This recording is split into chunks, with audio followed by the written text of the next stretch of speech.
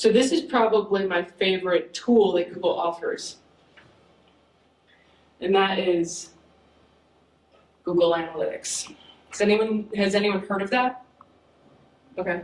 Did you know that there was a change in the system in the last year? Excuse me. Good. So it went from Universal Analytics to GA4. I believe they launched it last January, phased it out maybe before that. They phased it out in July of last year.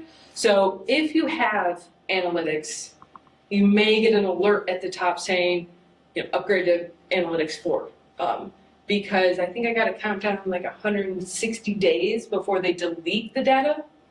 They're really trying to give you your time to move it over, but you're going to lose what you have. So this tool can give you all the insights that you need. If you want to make a new website, if you want to improve your website, if you want to see if you're actually converting anyone, if you want to see how your SEO is doing, this is going to be the place to tell you what people are doing when they get to your website. And then if you test or change or any of this, you may have a lot of different questions like, how did they find me? What devices are people using? How long did they stay? Where are they geographically located? And even what page they viewed. That's important. Once you know this information, you can start advertising, you can create email campaigns, you can really start using the pages that are doing the best. This is a little more complicated to set up, still code on the back end of your website. If you don't already have it, I can help you. So now I want to look at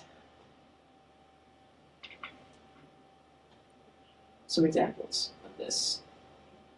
What the account looks like. What I would say is if you don't like data, you're going to be overwhelmed by this account. So this is what it looks like now. If it looks different to you, then that means you're in the universal.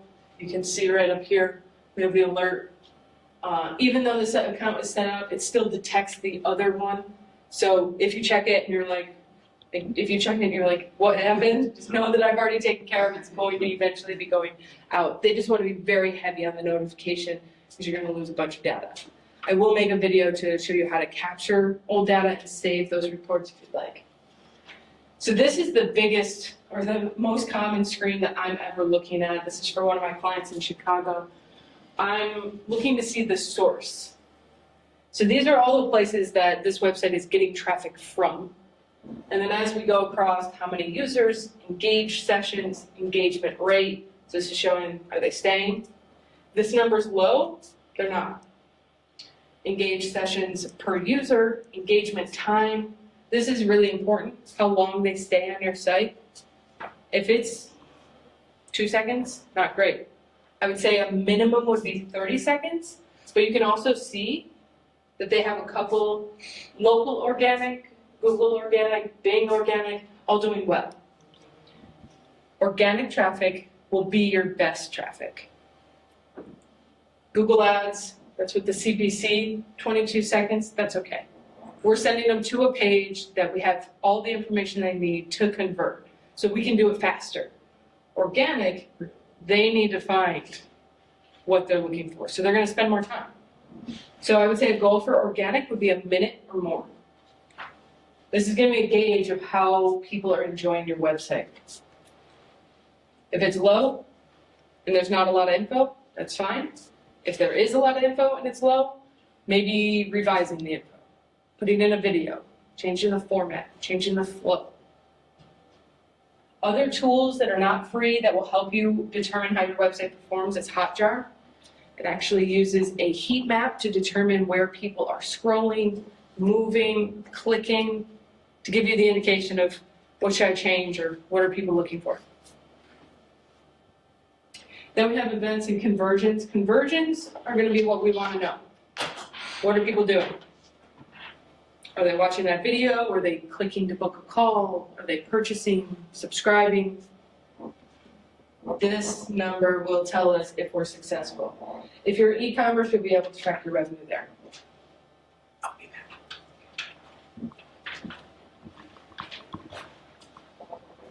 Other example. Same information, but what we're looking at is just the channel. So there's many different ways to find out the source, many different ways to find this. What I suggest is we can create a report. It'll simplify this. It'll take this data and make it easy and digestible if you're not a data person. But if you want to know specific questions, like what pages did people go to?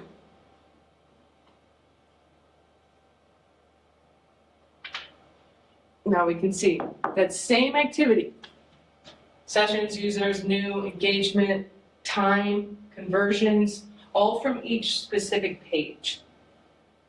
If you have like a pay on your website, like let's say your garbage, you can go to their website and pay. That's still engagement, right? Okay. And I mean, we would consider it as a different conversion Okay. because it's active clients, so it may be something we track, but we don't really add value to. Does Google or no? Yeah. Okay. Because if they're converting, Google sees that as a good thing. Okay. So it doesn't hurt to have the conversion set up, and then you look at the data knowing, okay, that doesn't matter, but I had this many people pay. Interesting. You know, that number has gone up. More people are paying online than calling over the phone. Maybe we should make people aware that we have this. You know, there's different ways to interpret it, but Google always takes that as valuable. Conversion is the ultimate goal.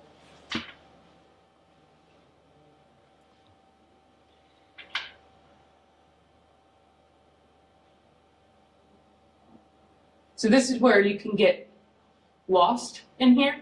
What I do suggest is the home gives you general. So be kind of anything you would like, and it'll lead you to the different reports. So this is just a 7-day period. If you want, you can make it more. How many people are on your website right now? It's always interesting. And then you can go to see where people are located, the view of the pages that you have, the sources. Direct means that they already knew your website, so they typed it in directly, that .com. Organic search is what we're talking about today.